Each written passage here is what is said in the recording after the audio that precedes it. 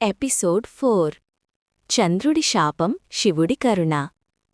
ఈ ఆకాశంలో చల్లగా వెలిగే చంద్రుడు ఎప్పుడైనా తగ్గిపోతాడా?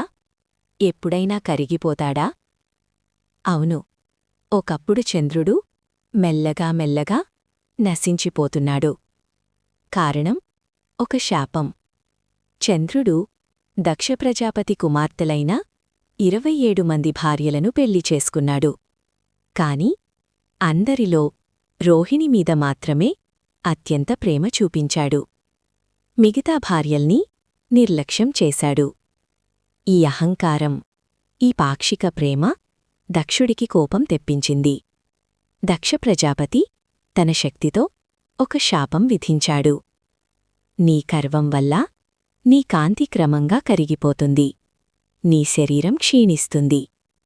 ఆ శాపం పడగానే చంద్రుడి వెలుగు తగ్గిపోయింది. రోజురోజుకి చంద్రుడు బలహీనమయ్యాడు. చంద్రుడు భయపడ్డాడు. అహంకారం కరిగిపోయింది. ప్రాణభయం మొదలైంది. అప్పుడు అతడు గ్రహించాడు, నా శక్తి కాదు, నా గర్వమే నా పతనానికి కారణం. చంద్రుడు అన్ని దారులు మూసుకుపోయాక శివుడిని ఆశ్రయించాడు. కఠినమైన తపస్సు చేశాడు.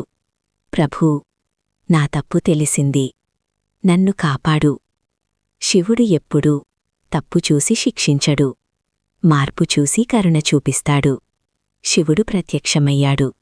చంద్రా, శాపాన్ని పూర్తిగా తొలగించడం ధర్మం కాదు, కాని నీ నాశనం కూడా నేను చూడలేను అని చెప్పి చంద్రుడిని తన తలపై స్థానమిచ్చాడు.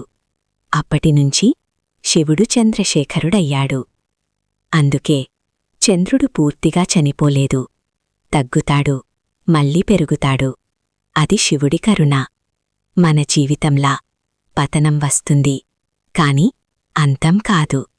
ఈ కథ మనకి చెప్పేది ఒక్కటే: అహంకారముంటే శాపమే వస్తుంది, శరణాగతి ఉంటే శివుడే ఆశ్రయం.